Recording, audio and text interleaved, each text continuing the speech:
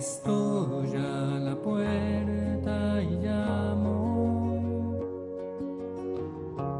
esperando a que me abras. Ábreme que quiero entrar, que estoy a la puerta y llamo. Quien guarda mi palabra, con el padre José Ribes. El corazón que te he dado es morada que yo anhelo, pero es tan digno y sagrado. Buenas tardes, un saludo cariñoso a todos los oyentes de Radio María. Les habla el padre José Ribes, párroco de Massamagrell, archidiócesis de Valencia. En el programa anterior nos quedábamos con aquellas palabras donde Jesús recordaba a los que querían seguirle las exigencias de su seguimiento, donde Jesús les invitaba a que el centro de la vida era la misma persona de Jesús y todo debía girar alrededor de Jesús. Nada debía anteponerse a Cristo, ni siquiera la propia familia, y tampoco, hablaba Jesús incluso de los bienes materiales. Incluso tendría que renunciarse uno a sí mismo. Aquellas palabras de Jesús invitaban a una radicalidad en su seguimiento. Son palabras que Jesús ha dirigido a los discípulos en varios momentos a lo largo del Evangelio y que los recordaba una vez más. Después de estas palabras de Jesús dirigidas a sus discípulos, el evangelista va a presentar ahora 3 parábolas de Jesús que son las más conocidas y estimadas, son las llamadas parábolas de la misericordia, y que vienen como respuesta a la situación que se está dando y que el mismo evangelista deja constancia en el texto que ahora vamos a leer y a comentar. Dice así el evangelista: solían acercarse a Jesús todos los publicanos y los pecadores a escucharlo. Y los fariseos y los escribas murmuraban diciendo: ese acoge a los pecadores y come con ellos. La frase que ahora hemos leído nos está ofreciendo un dato muy importante, y es que los publicanos y los pecadores se acercaban a Jesús a escucharle. Lo que no sabemos si esa búsqueda y esa escucha con interés va a llevar a algo más. En principio sí. El evangelista nos está diciendo que estas personas acudían a ver a Jesús y a escucharlo. Suponemos que escucharle para poner en práctica aquellas cosas que el Maestro decía. Los teólogos de la época, que entonces eran los escribas, y los seglares piadosos, que eran los fariseos, ellos eran partidarios de una separación, podríamos llamar radical, entre malos y buenos, lo cual excluía cualquier contacto entre ellos. Digo esto porque la actitud de los escribas y de los fariseos, ellos no eran partidarios de que estas personas consideradas como apartadas, ¿no?, de la vida cultural judía, porque eran considerados como pecadores. Ellos no eran partidarios de que esta gente se juntara con los demás. ¿Por qué? Porque ellos consideraban que estas personas no eran dignas de ser merecedores de esa oferta de salvación que por parte de Jesús se les hacía. Recordemos que para la mentalidad judía, por ejemplo, los publicanos eran considerados como de lo peor de la sociedad, porque ellos estaban explotando a la misma gente al servicio de Roma, que era la que estaba ocupando entonces el pueblo de Israel. Y los pecadores también eran considerados como marginados, porque era gente que no iba a la sinagoga, no practicaba, digamos, el descanso el día del Sabbat, no practicaba el ayuno, no rezaban a lo mejor 3 veces al día el Shema, no pagaban los tributos al templo ni los diezmos, así que como tampoco, digamos, observaban las leyes de pureza y otros mandamientos u otras costumbres.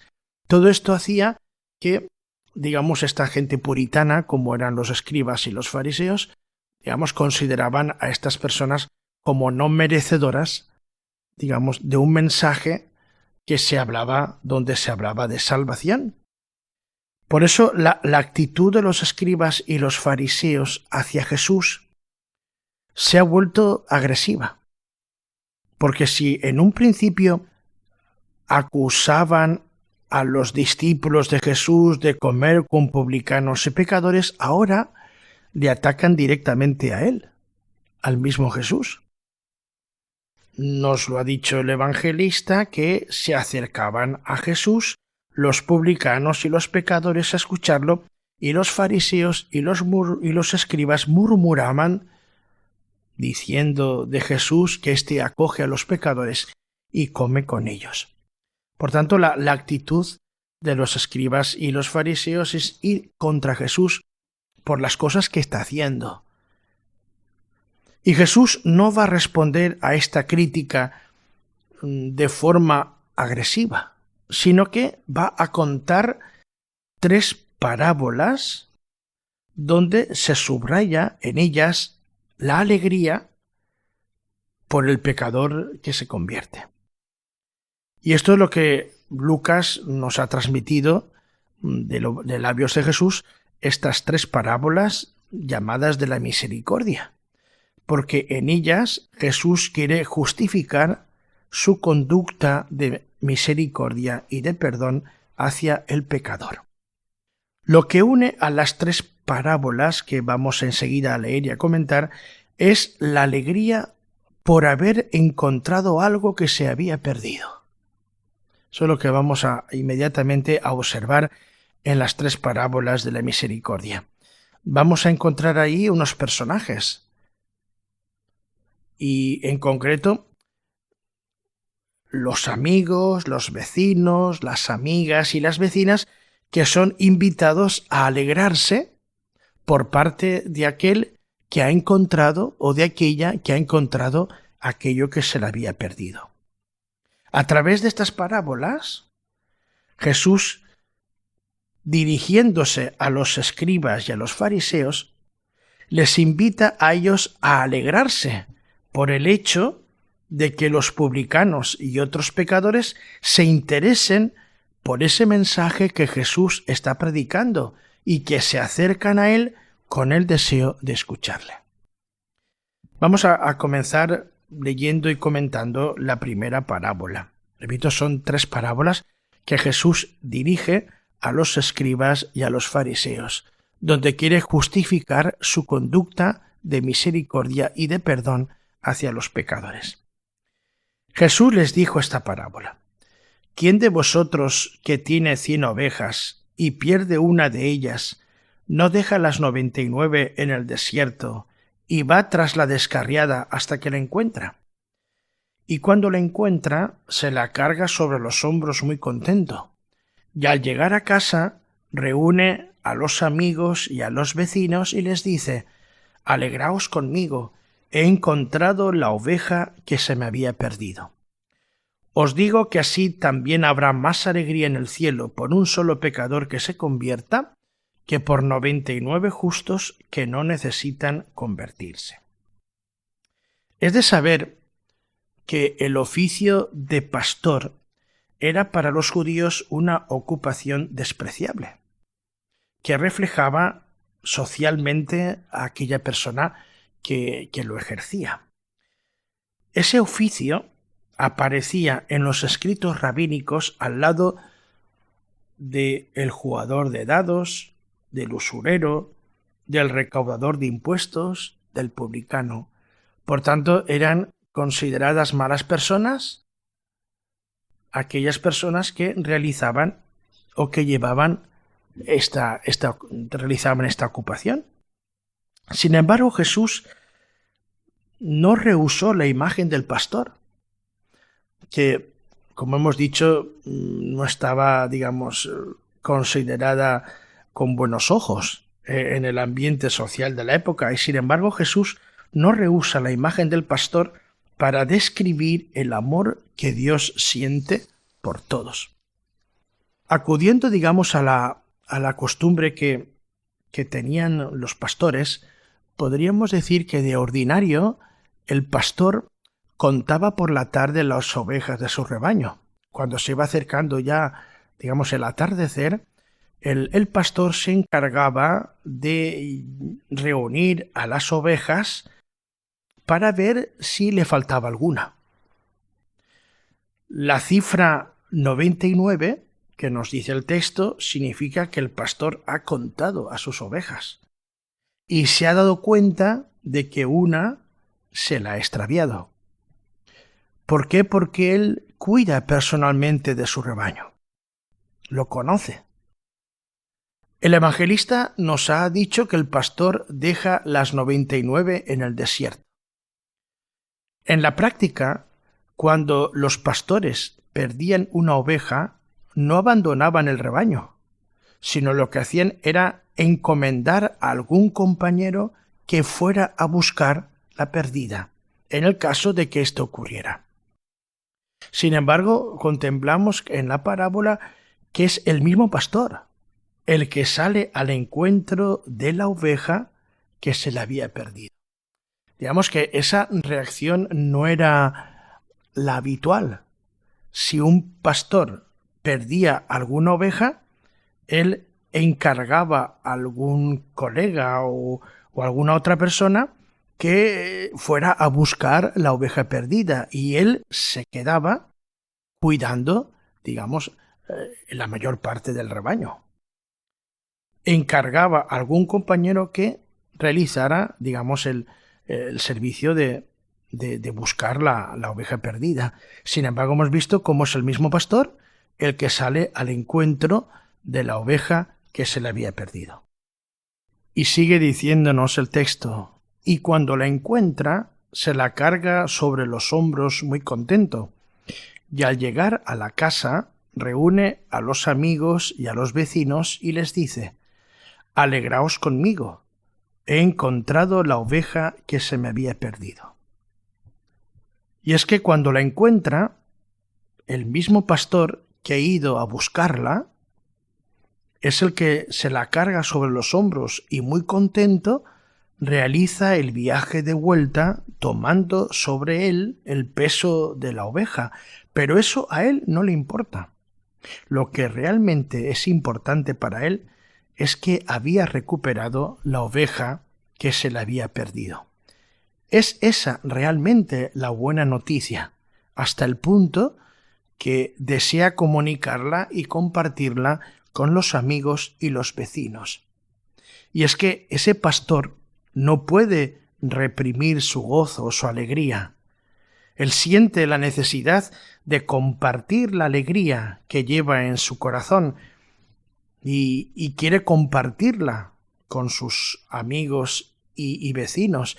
¿Y quién no puede pensar que disfrutaría de esa buena noticia compartiendo con ellos una buena comida? Un ágape, claro que sí.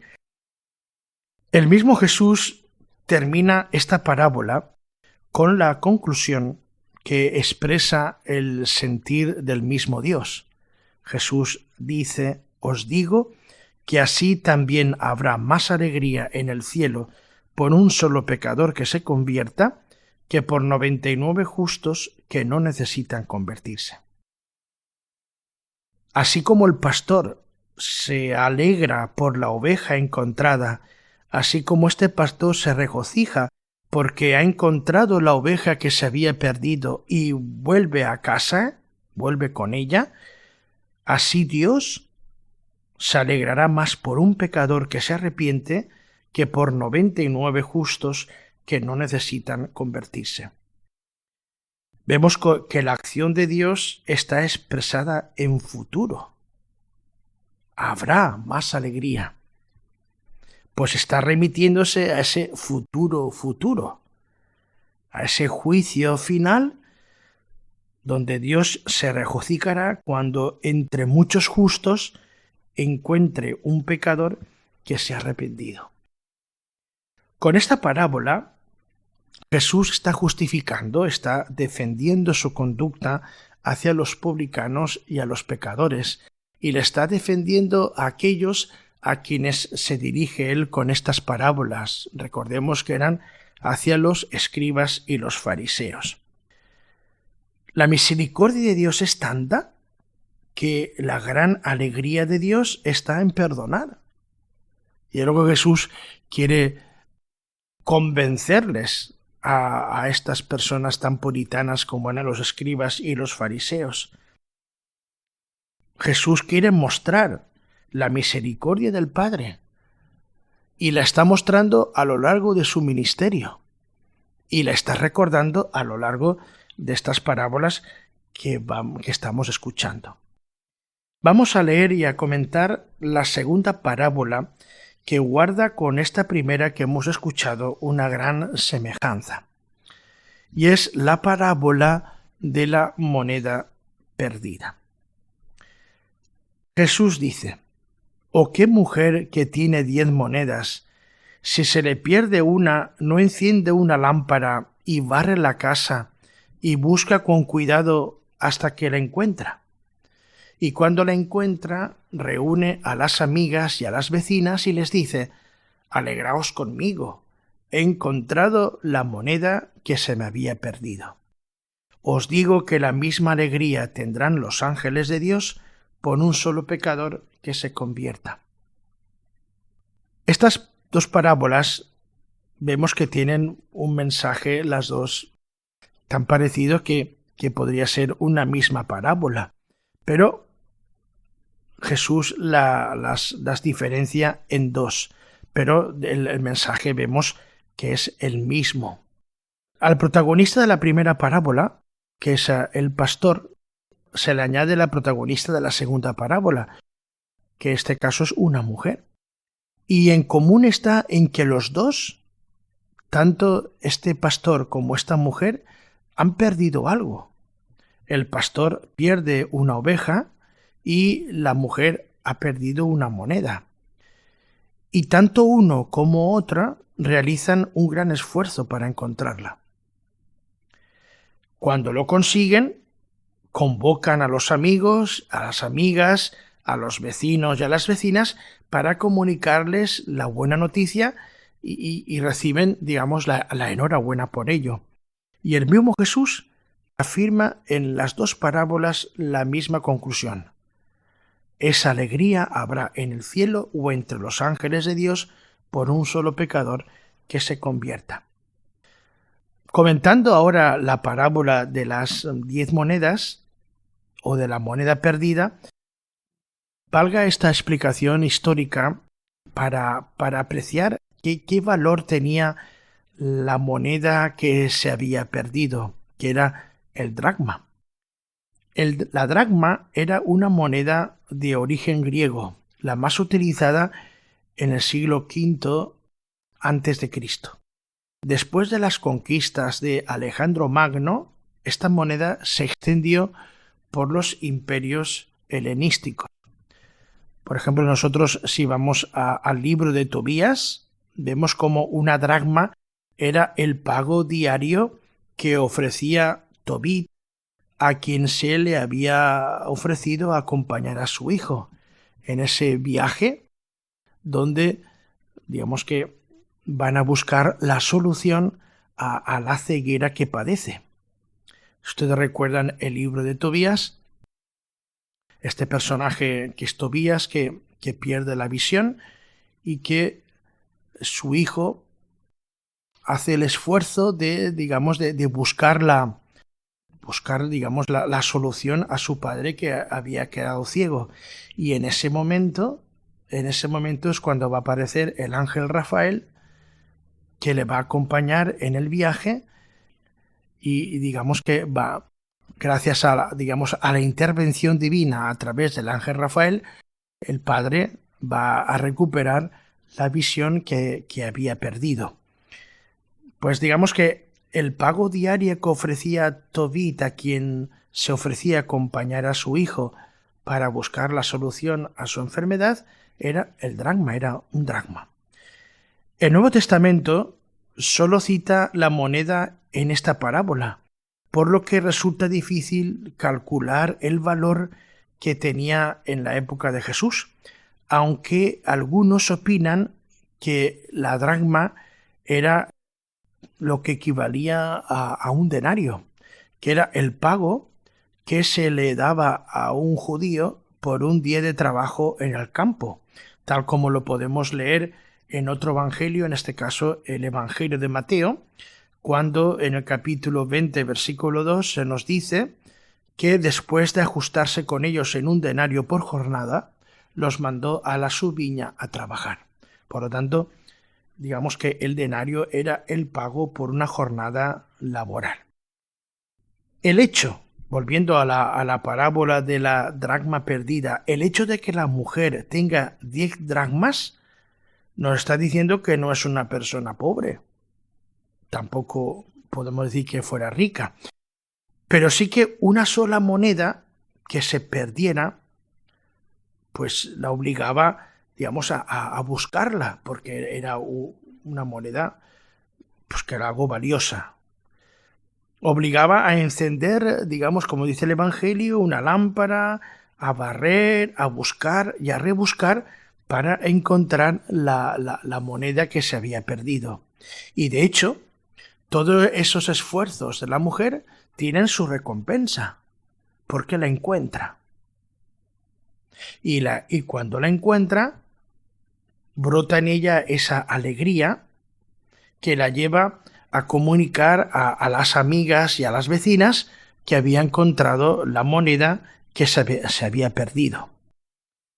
Vemos cómo lo que une a las parábolas es el tema de la alegría. La alegría del pastor, de la mujer, de los amigos y vecinos, de las amigas y vecinas, se asemeja a la que hay en el cielo o entre los ángeles de Dios. Oveja y dracma y pecador se parecen por haberse perdido y ser encontrados. Pero ese éxito requiere mucho esfuerzo, mucho amor, mucho interés. Y entonces el punto de vista se desplaza de la oveja y la dracma al hombre y a la mujer, que con su actitud justifican que Jesús busque a publicanos y a pecadores y coma con ellos para que se conviertan. Lo que no está justificado de ningún modo es que los escribas y los fariseos murmuren criticando la actitud de Jesús, que contrasta esa murmuración con la alegría que hay en el cielo por aquello que se había perdido. Son dos parábolas preciosas que nos hablan, de la alegría de Dios, porque se acerca a Él a todo aquel que quiera escucharle en la persona de Jesús, y como el Señor contempla que los pecadores y los publicanos se acercan para escuchar el mensaje y convertirse. Vamos a dejar ahora un tiempo de música que nos va a acompañar para que nos ayude a meditar y a interiorizar lo que hemos comentado hasta ahora.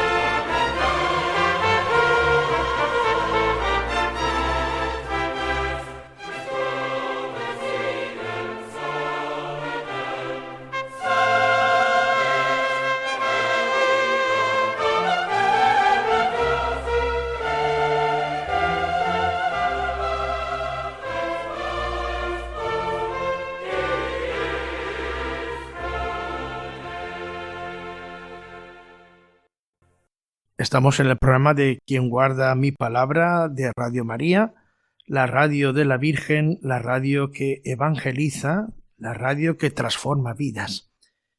Después de haberse Jesús dirigido a los escribas y a los fariseos con estas dos parábolas conocidas, la oveja y la dracma perdida, Jesús da un paso más y les expone, la parábola más famosa del Evangelio, que ahora vamos a leer y a comentar y que guarda una estrecha relación con las dos anteriores parábolas.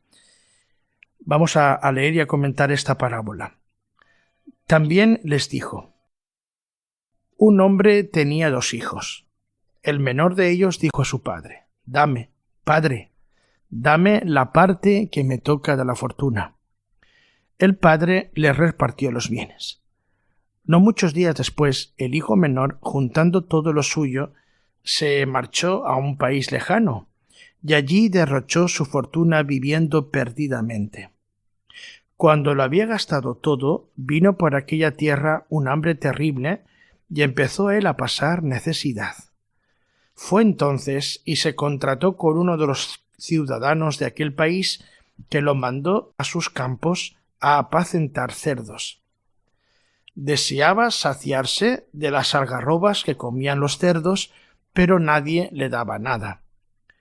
Recapacitando entonces, se dijo: ¿cuántos jornaleros de mi padre tienen abundancia de pan, mientras yo aquí me muero de hambre? Me levantaré, me pondré en camino a donde está mi padre y le diré: Padre, he pecado contra el cielo y contra ti. Ya no merezco llamarme hijo tuyo. Trátame como a uno de tus jornaleros. Se levantó y vino a donde estaba su padre. Cuando todavía estaba lejos, su padre lo vio y se le conmovieron las entrañas, y echando a correr se le echó al cuello y lo cubrió de besos. Su hijo le dijo: Padre, he pecado contra el cielo y contra ti. Ya no merezco llamarme hijo tuyo. Pero el padre dijo a sus criados: sacad enseguida la mejor túnica y vestírsela. Ponedle un anillo en la mano y sandalias en los pies. Traed el ternero cebado y sacrificadlo. Comamos y celebremos un banquete, porque este hijo mío estaba muerto y ha revivido. Estaba perdido y lo hemos encontrado. Y empezaron a celebrar el banquete. Su hijo mayor estaba en el campo. Cuando al volver se acercaba a la casa, oyó la música y la danza, y llamando a uno de los criados le preguntó qué era aquello. Éste le contestó: ha vuelto tu hermano, y tu padre ha sacrificado el ternero cebado porque lo ha recobrado con salud. Él se indignó y no quería entrar, pero su padre salió e intentaba persuadirlo.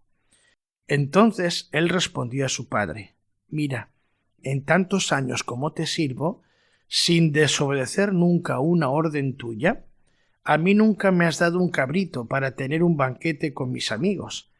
En cambio, cuando ha venido ese hijo tuyo que se ha comido tus bienes con malas mujeres, le matas el ternero cebado. Él le dijo: hijo, tú estás siempre conmigo y todo lo mío es tuyo. Pero era preciso un banquete, celebrar un banquete y alegrarse, porque este hermano tuyo estaba muerto y ha revivido, estaba perdido y lo hemos encontrado. Antes de comentar la parábola que Jesús acaba de narrar, hay que decir que esta manera de presentar a Dios era ya algo que se había dado en el Antiguo Testamento. El amor de Dios como un padre que ama a su hijo y lo perdona, ya lo había tratado el profeta Oseas. Y inspirándose en él también lo hará más tarde el profeta Jeremías. Esto lo podemos nosotros leer en el capítulo 11 del libro del profeta Oseas, cuando él comienza hablando de esa triple muestra del amor de Dios y de ese triple rechazo de Israel. Dios como Padre ama, llama, enseña a caminar, cura, atrae y se inclina para dar de comer a su hijo. E Israel, el hijo, es el que se aleja, no lo comprende, no pone su confianza en su padre, sino en sus amigos. Y vemos ahí cómo Israel es el prototipo de ese hijo rebelde. Y vemos en el profeta Oseas cómo ante esa actitud de Israel que se comporta como un mal hijo, cómo a través del profeta Dios responde con amor, llamando a ese pueblo, a ese hijo, a la conversión. Dios no abandona a su hijo a su suerte. Y de hecho tenemos estas palabras del profeta Oseas, donde Dios dice: me da un vuelco el corazón, se me conmueven las entrañas al ver a su hijo cómo va, y Dios quiere responder con amor, con cariño ante ese hijo que tiene peligro de perderse. Posteriormente, el profeta Jeremías va a recoger este mismo tema y lo hace en circunstancias históricas muy distintas.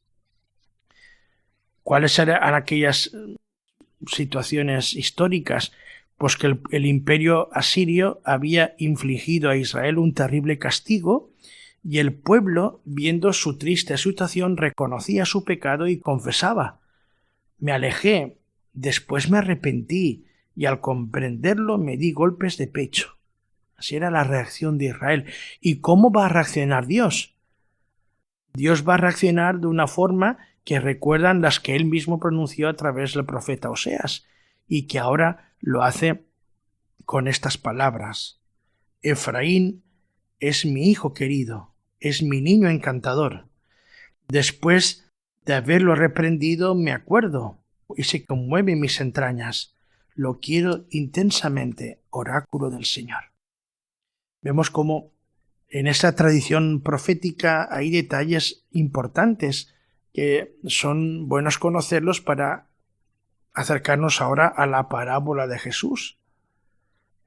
En primer lugar, hemos visto cómo en esa tradición profética la relación de Dios con su pueblo es la de un padre con su hijo.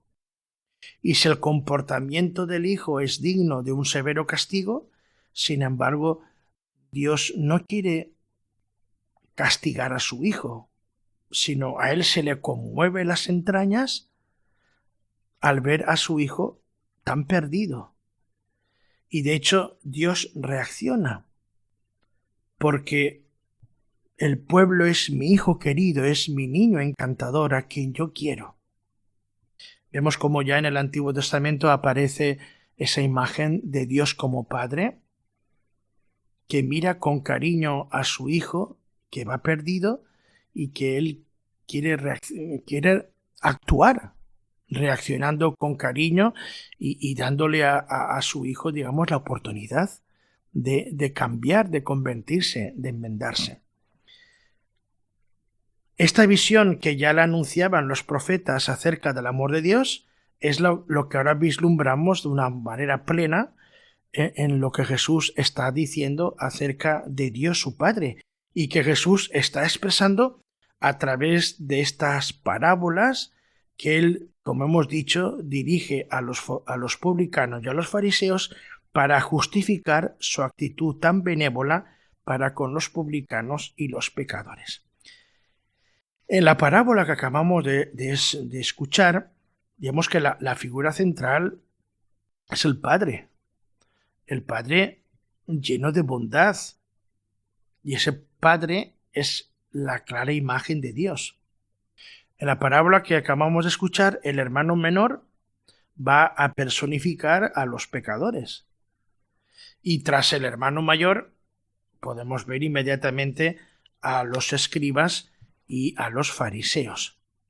Y como el amor de Dios y la misericordia de Dios no tiene límites y su corazón de Padre está siempre dispuesto a recibir al pecador arrepentido, Jesús quiere expresar esta realidad con esta parábola llena de detalles importantes y que expresan, digamos, el corazón que tiene Dios. Es un corazón lleno de amor y de misericordia.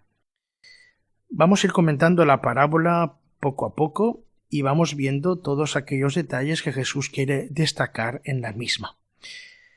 En primer lugar, nos ha dicho Jesús que un hombre tenía 2 hijos. El menor de ellos le dice a su padre: Padre, dame la parte que me toca de la fortuna, y el padre les reparte los bienes. Una cosa que podemos destacar al comenzar el comentario de la parábola es que en la parábola, en esta parte primera, digamos introductoria, no se nos dice que haya un conflicto entre los 2 hermanos. No, ahí no hay ningún conflicto entre hermanos, ni con el padre, a pesar de que el hijo menor va a exigir su parte de la herencia. Pero el texto no menciona que hubiera una situación previa tensa de conflicto en la familia. El texto no dice nada, con lo cual no había nada de eso. Lo que sí que podemos destacar es que si el padre hubiera hecho caso a una tradición que existía en el pueblo de Israel y que se menciona en uno de los últimos libros del Antiguo Testamento, como es el libro del Eclesiástico, el padre no le habría dado nada a su hijo. Porque según el libro del Eclesiástico, capítulo 33, versículo 20, dice: ni al hijo, ni a la mujer, ni al hermano, ni al amigo les des poder sobre tu vida mientras vivas. No entregues lo tuyo a otro, no sea que te arrepientas y después tengas que suplicarle. Por tanto, si el padre hubiera hecho caso, digamos, a una de las máximas que aparecen en la tradición bíblica del Antiguo Testamento, el padre a la petición del hijo no hubiera hecho ningún caso. Vamos, no le hubiera dado nada. Sin embargo, el padre, sin objetar nada, él divide el patrimonio y le da la parte al hijo menor que le corresponde. Digamos, esto ya es una cosa llamativa. Repito que si el padre hubiera actuado, digamos, según las tradiciones, la tradición bíblica del Antiguo Testamento, donde se recomendaba o donde se decía que no des a nadie nada de lo tuyo mientras vivas, pues el padre, lo lógico es que no hubiera hecho caso a la petición del hijo menor. Pero en este caso sí que lo hace. Según la ley de Moisés, en el libro del Deuteronomio, capítulo 21, versículo 17, se mandaba que 2 partes de la herencia le pertenecían al primogénito, porque tenía el derecho de la primogenitura, y le correspondía a él la mayor parte de la herencia. En nuestro caso, al hijo menor le tocaba 1/3 parte. Según las normas ordinarias, si el reparto de posesiones era durante la vida del padre, la posesión pasaba a los herederos, pero el padre mantenía el usufructo de los bienes. El joven de la parábola, el hijo menor, se ha mostrado muy exigente, porque no solo quiere el derecho de posesión, sino que desea también disponer de lo suyo ya. De algún modo, lo que está diciéndole el hijo menor a su padre: yo no quiero saber nada de ti, yo rompo contigo, quiero vivir mi vida de una manera plena, quiero ser autónomo totalmente frente a ti. Porque el hijo menor no solamente reclama el derecho de poseer aquello que le pueda corresponder, sino que quiere disponer ya de aquello que le corresponde. Cosa que, como hemos dicho, mientras vivía el padre, aunque la posesión, el reparto de las posesiones se hacía durante la vida del padre, la posesión pasaba a los herederos, pero el padre mantenía el usufructo de los bienes. Con lo cual contemplamos como este hijo menor rompe o quiere romper completamente con su padre. Y el padre le da aquello que le está pidiendo el hijo menor, cosa que también nos puede llamar la atención porque lo hace sin poner objeción alguna. Dice el texto que no muchos días después, el hijo menor, juntando todo lo suyo, se marchó a un país lejano, y allí derrochó su fortuna viviendo perdidamente. Cuando lo había gastado todo, vino por aquella tierra un hambre terrible, y empezó él a pasar necesidad. Fue entonces y se contrató con uno de los ciudadanos de aquel país que lo mandó a sus campos a apacentar cerdos. Deseaba saciarse de las algarrobas que comían los cerdos, pero nadie le daba nada. Vemos cómo el joven marcha a los pocos días de casa de su padre, y la parábola nos dice que se va fuera de casa, gastando toda su fortuna, viviendo perdidamente. Lo malgastó todo. Y al gastárselo todo, se encontró de repente que no le quedaba nada y tenía que sobrevivir. Y se vio con la necesidad de buscar trabajo con urgencia para poder mantenerse. Y nos dice la parábola que allí encontró a alguien que le contrató ofreciéndole el trabajo nada menos que de cuidar cerdos, que eran considerados animales impuros, tal como decía la ley de Moisés y que lo podemos leer en el libro del Levítico, capítulo 11, versículo 7. El contraste es de lo más hiriente. Aquí estamos viendo a un joven judío, además de una buena familia, y que por culpa suya, por errores que ha cometido, se ha obligado a hacer de porquerizo. Además, este trabajo le convertía a él en una persona impura y, por tanto, impedido de practicar la fe de su pueblo. Vemos cómo hasta dónde ha llegado este joven, qué consecuencias ha tenido, digamos, la arrogancia con la cual él ha querido afrontar su vida totalmente independiente de su padre, cortando todo cordón afectivo hacia su padre y queriendo vivir él su misma vida sin tener en cuenta nada de lo que él, con amor, con cariño, había recibido. El texto nos ha dicho que deseaba saciarse de las algarrobas que comían los cerdos, pero nadie le daba nada. Imagínense ustedes hasta dónde ha llegado este joven que en casa de su padre vivía de una forma cómoda, asegurada, y que por culpa suya todos sus errores lo han llevado a llevar una vida totalmente en precario. El hambre, que nunca es mala consejera, en este caso sí lo es, porque la trágica situación que está viviendo le hace él recapacitar. Y él decide volver a casa del padre. E incluso ya está pensando, ya está imaginando las palabras con las que se dirigirá a su padre cuando vuelva a casa, cuando llegue. Y nos dice el texto, lo recordamos, recapacitando entonces se dijo: ¿cuántos jornaleros de mi padre tienen abundancia de pan, mientras yo aquí me muero de hambre? Me levantaré, me pondré en camino a donde está mi padre y le diré: Padre, he pecado contra el cielo y contra ti, ya no merezco llamarme hijo tuyo, trátame como uno de tus jornaleros. Es decir, que este joven ha reconocido, está reconociendo que ha pecado contra Dios y contra su padre y que no merece nada, porque su propia actitud ha hecho que él lo haya perdido todo, incluso sus derechos de hijo. Por eso, él no se va a atrever a pedirle a su padre que lo acoja en su casa, sino que lo trate como uno de tus jornaleros.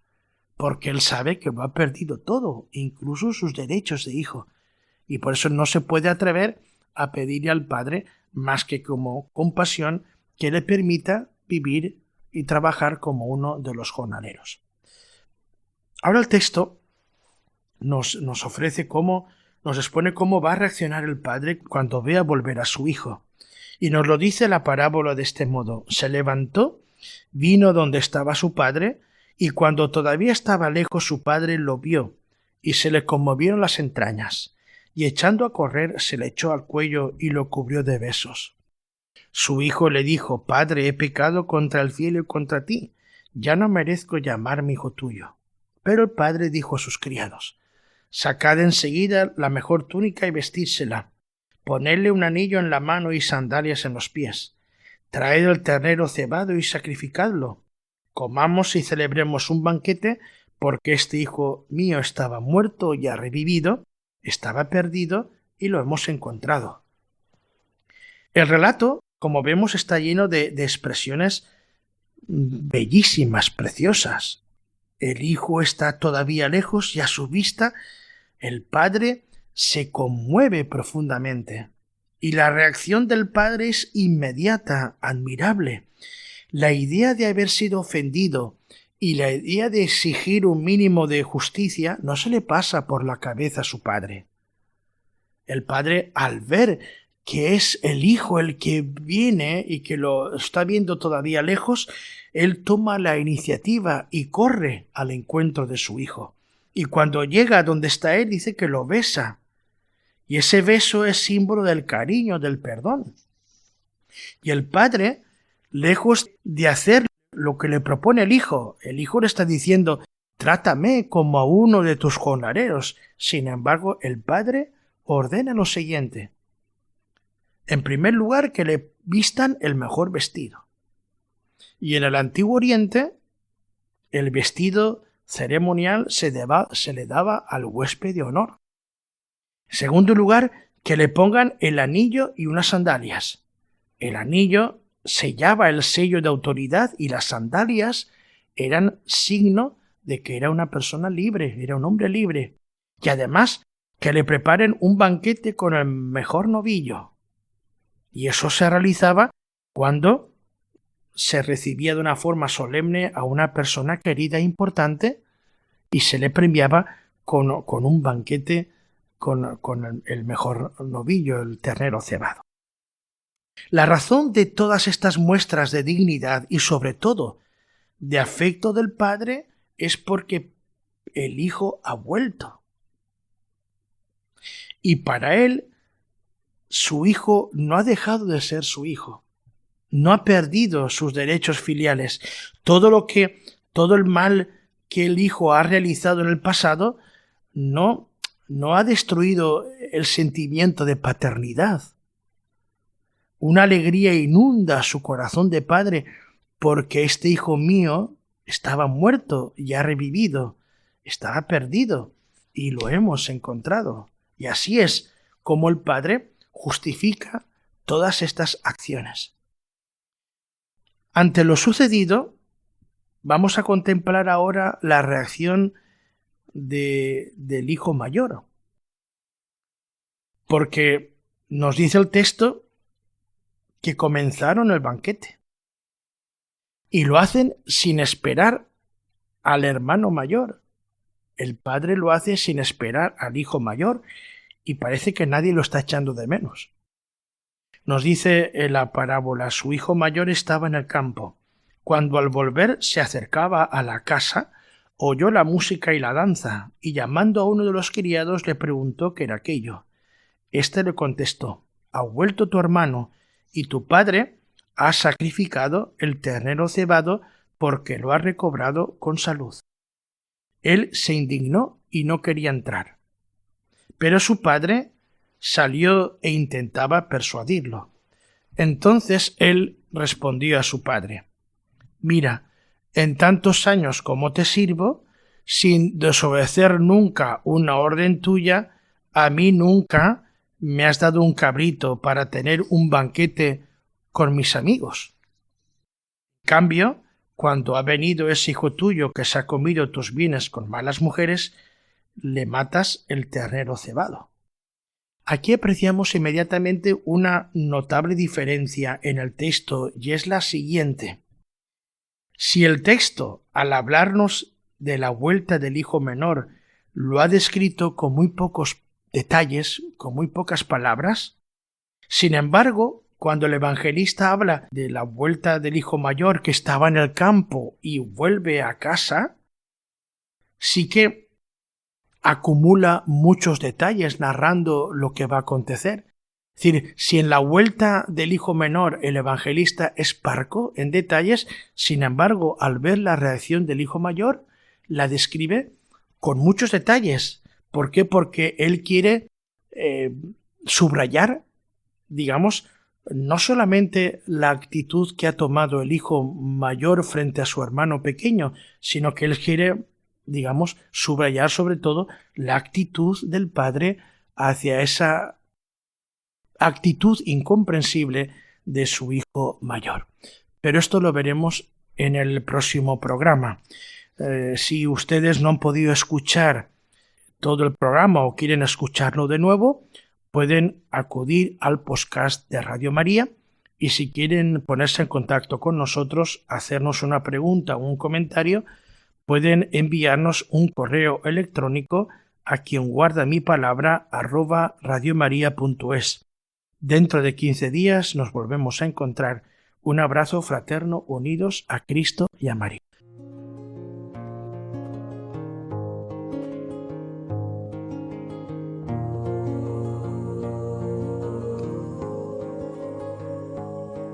Estoy a la puerta y llamo,